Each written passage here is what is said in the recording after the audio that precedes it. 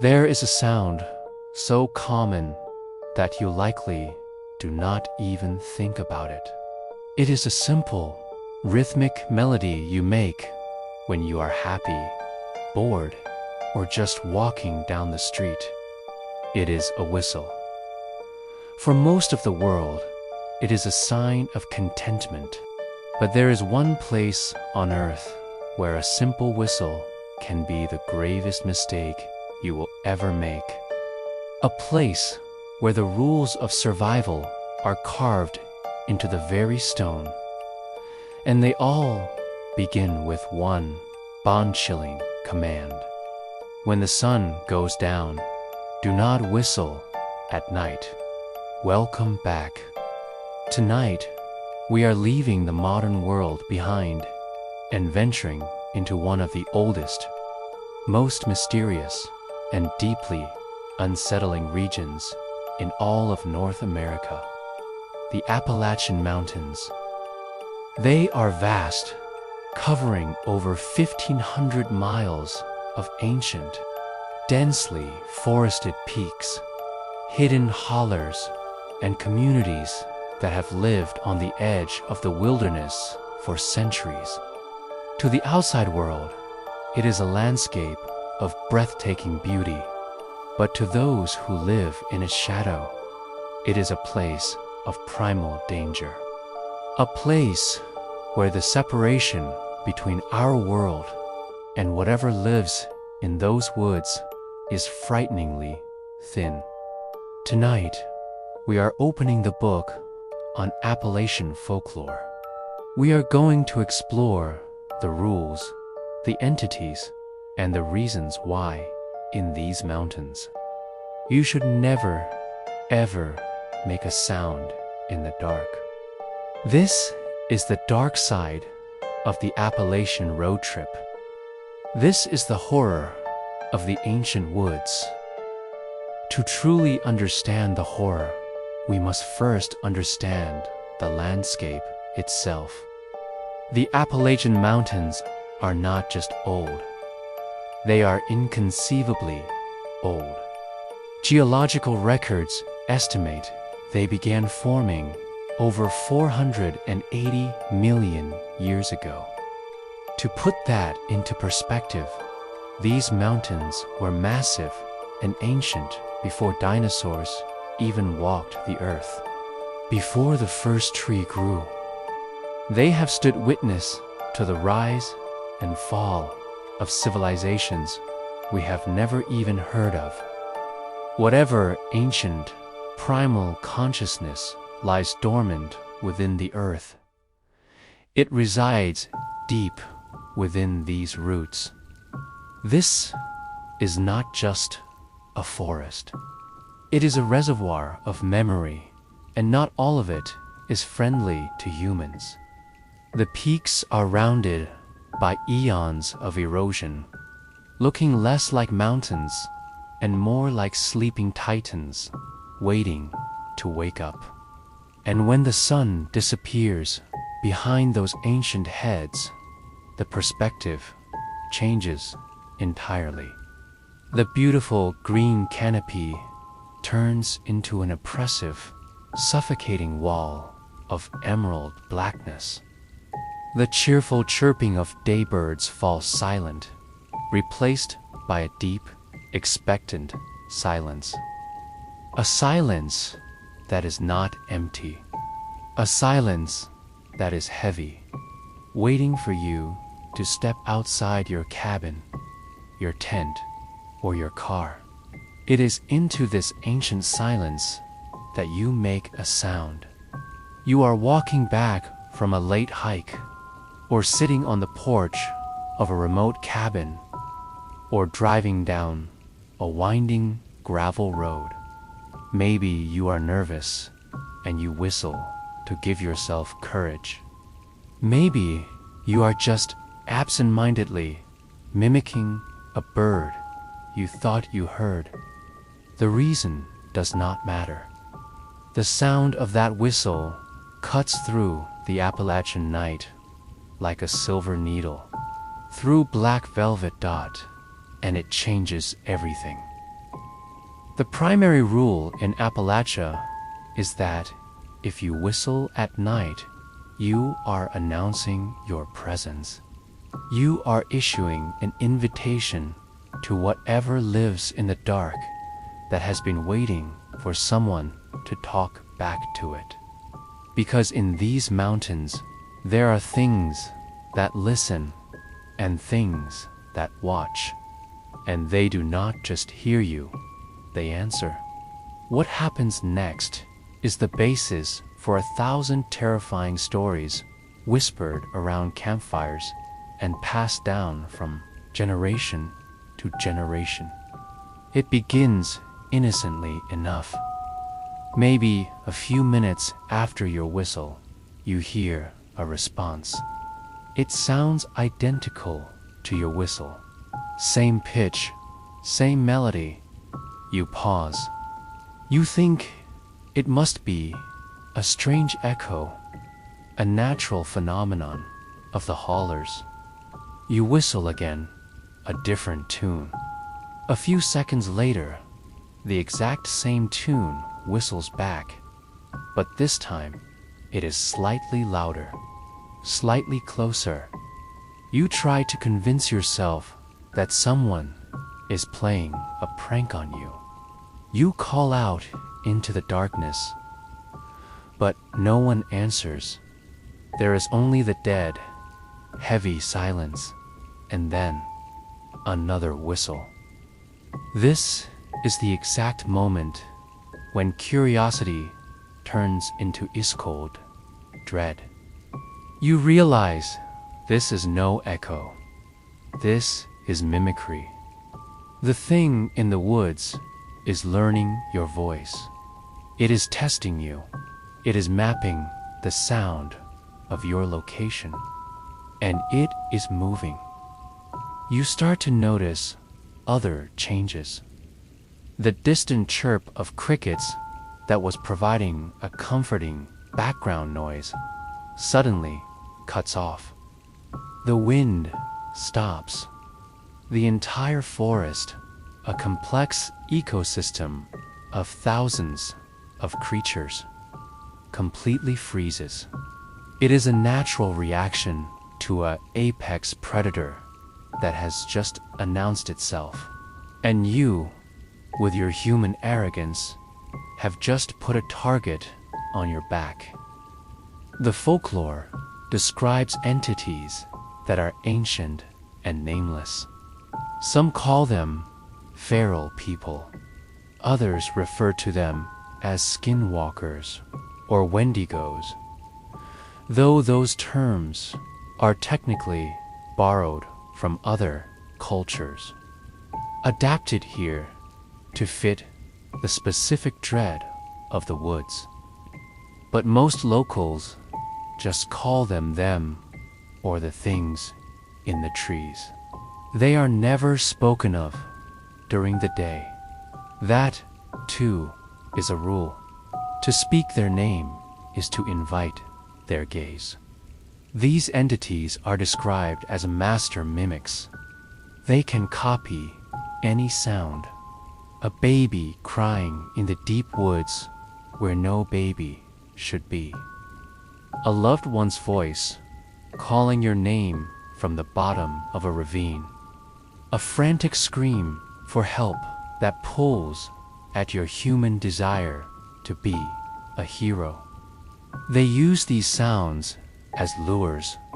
They know that a lonely traveler, exhausted and sleep-deprived from a 14-hour drive, is vulnerable to psychological traps. If you whistle, you are telling them, I am here and I am listening. And so, they provide you with something to listen to. They draw you deeper and deeper into the trackless, unforgiving wilderness, far away from the safety of the main interstates and the neon lights of civilization. And once you are far enough in, where the cell phone bars drop to zero and the road turns into a dirt track, the mimicry stops. The playful testing is over. The hunt begins. But let us move past the folklore and dive deep into the specific reality of one of the most terrifying subsets of Appalachian horror. The mimic stories are terrifying, yes, but they rely on a certain level of supernatural belief. What about the grounded, physical, equally terrifying reality that is happening right now along the old, bypassed, crumbling highways and hidden hollers? The reality of the feral people. The concept of feral people living in national parks, specifically the Great Smoky Mountains, which are part of the Appalachian chain, is a modern urban legend fueled by conspiracy theories and internet forums like Reddit and TikTok. The theory suggests that large, established communities of genetically inbred, monstrously aggressive humans live entirely off the grid, deep in the wilderness. They are descendants of old settlers who went into the woods centuries ago and never came back, or people hiding from the law, living without rules or connection to society. They are described as cannibalistic, extremely territorial, and possess primal instincts that make them efficient predators. But let us connect this back to the don't whistle rule. What if the warning is not about a demonic entity? What if the reason you are told to be silent is that the real, physical, dangerous inhabitants of these mountains, the ones who know the terrain far better than any state trooper, are listening? What if they use a whistle or a specific bird call as a signal to each other, a way to coordinate a hunt or a robbery without being detected? You are sitting on your porch at night and you whistle. In a distant, hidden holler, a pair of eyes open. A signal is made. Another person, maybe 500 yards away, hears it and makes a different sound. You, on your porch, hear a sequence of strange bird calls that do not match the season or the time of night. You are paranoid, tired from your long drive, and you dismiss it as nature. But what you are actually listening to is the architecture of a trap. They are communicating. They know exactly which cabin has lights on, exactly where the lone traveler is staying, and exactly how long it will take to get there. Consider the physical reality of the isolation. These mountains are not like the deserts of the Southwest. You cannot see for miles. You are surrounded by vertical, difficult terrain and dense, interlocking forests.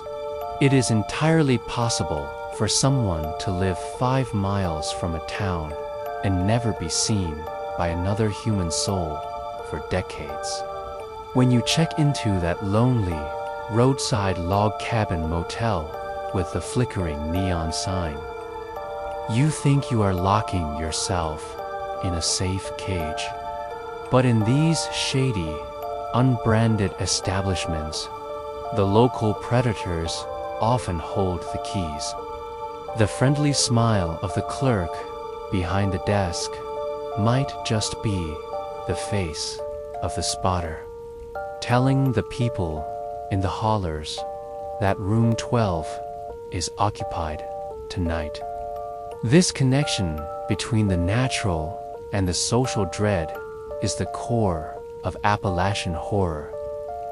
It is a modern-day, perfectly designed hunting ground, cleverly disguised as a beautiful vacation destination. It relies on your innocence and your complacency. It relies on your belief that the modern world is a safe, civilized, policed place.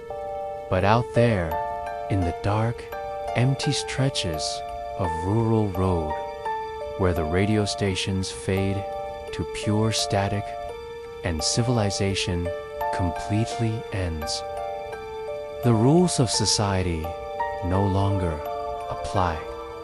Let us explore another vital rule of survival in these mountains.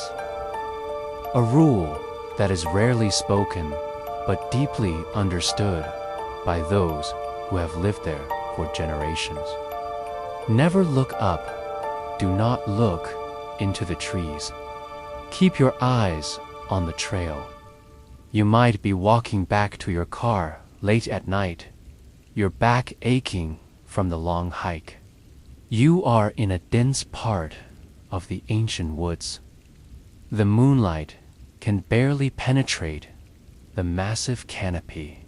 You feel that ancient, reptilian part of your brain that evolves over millions of years to keep you alive in the dark begin to scream. The stillness, the paranoia, the suffocating silence. You are completely alone.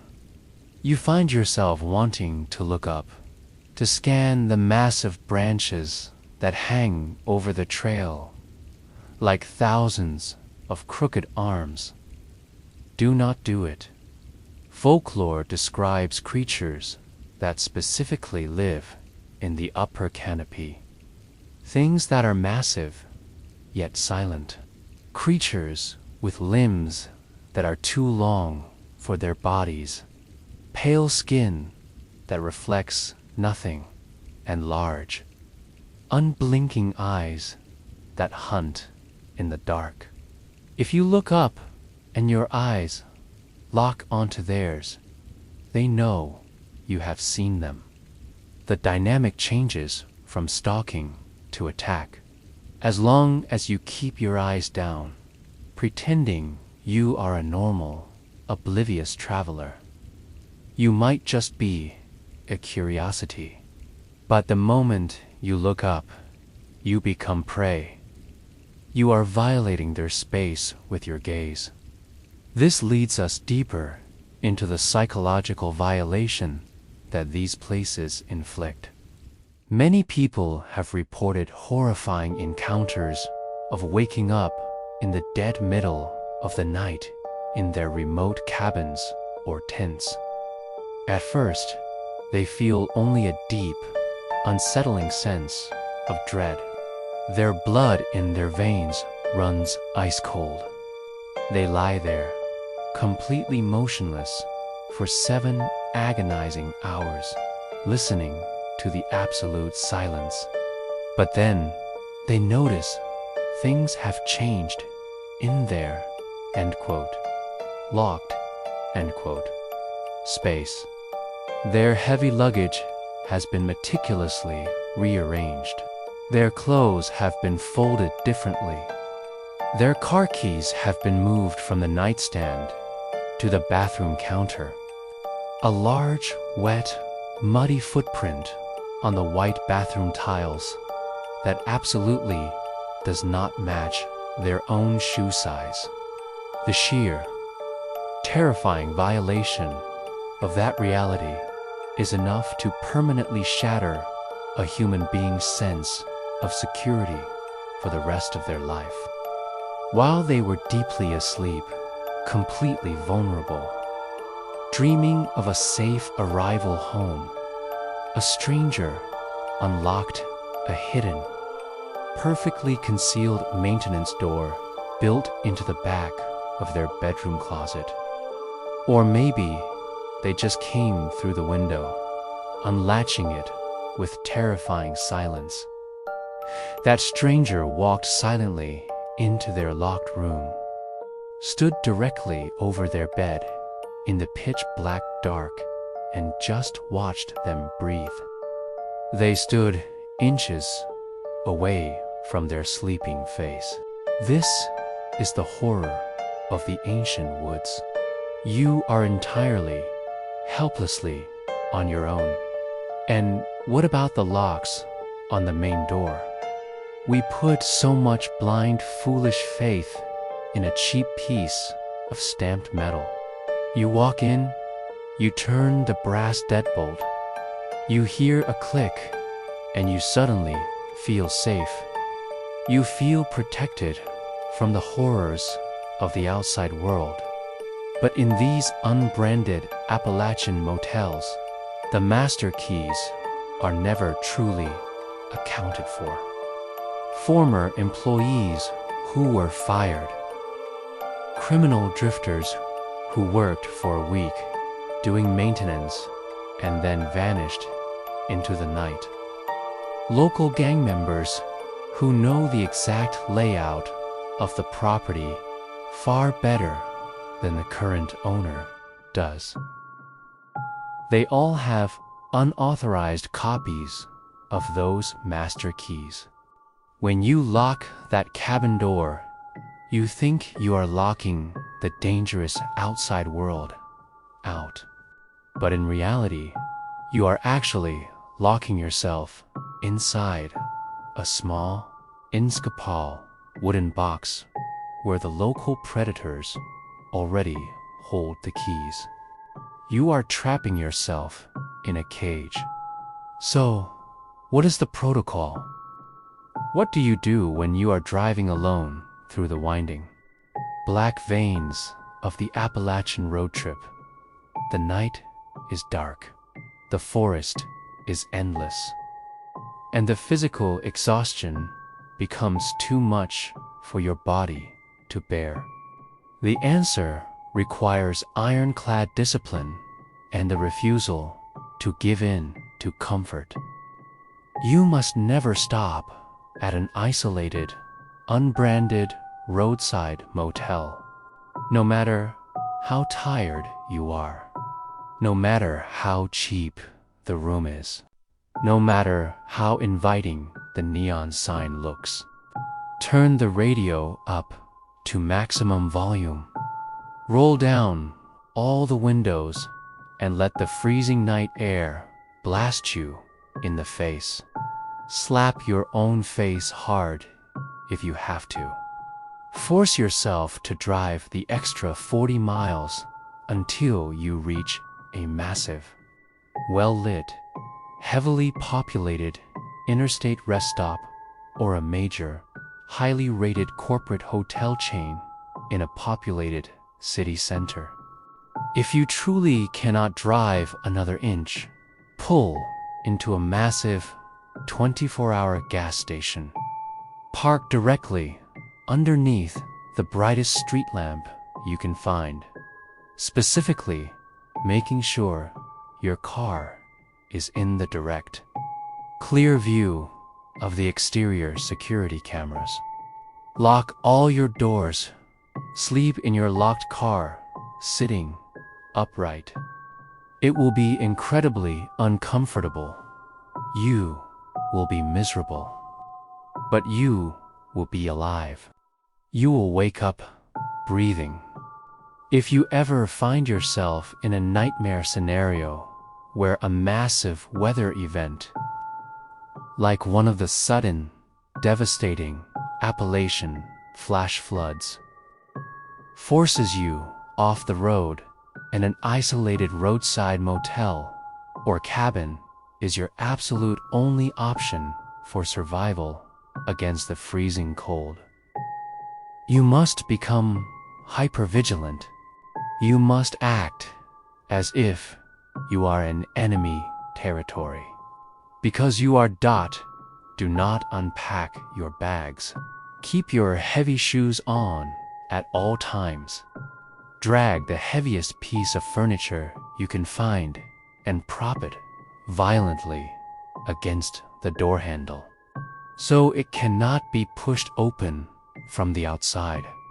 Inspect every single mirror in the room immediately. Place the very tip of your index fingernail directly against the glass. If there is a noticeable gap between your fingernail and the reflection, it is a normal mirror. But if your fingernail directly touches the reflection with absolutely no gap between them, it is a two-way mirror. Someone is behind the wall, watching you. Leave the room immediately. Sleep with your car keys in your pocket and a heavy weapon close to your hand. Park your vehicle facing the exit of the parking lot, not facing the wall, so you can start the engine and speed away at a second's notice. Do not trust the locks. Do not trust the friendly smile of the clerk. The ancient, massive Appalachian Highway is a beautiful testament to freedom and exploration. But it is also a vast, dark, untamed wilderness. Just like the deepest, unexplored parts of the Black Ocean, it has its own apex predators. These specific predators do not hunt with sharp claws or fangs. They hunt with flickering, colorful neon signs, incredibly cheap room rates, and the false, comforting promise of a warm bed for a severely tired traveler. They hunt with silence, with mimicry, and with eons of ancient malice. The next time you are driving alone late at night, your eyes heavy, the forest endless, and you feel that simple, rhythmic desire to whistle a tune into the oppressive blackness, remember the rules. Remember the ancient, listening consciousness of the stone. Remember the things that live in the trees that you are not allowed to look at. Grips the steering wheel a little tighter until your knuckles turn white. Push your foot down hard on the gas pedal. Drive right past the flickering red neon. Stare straight ahead into the absolute darkness of the endless road. And do not ever, for one single second, look back in the rear-view mirror. Because if you pull over and stop and issue that silent invitation, you might just be the next guest who never, ever checks out. Sleep well.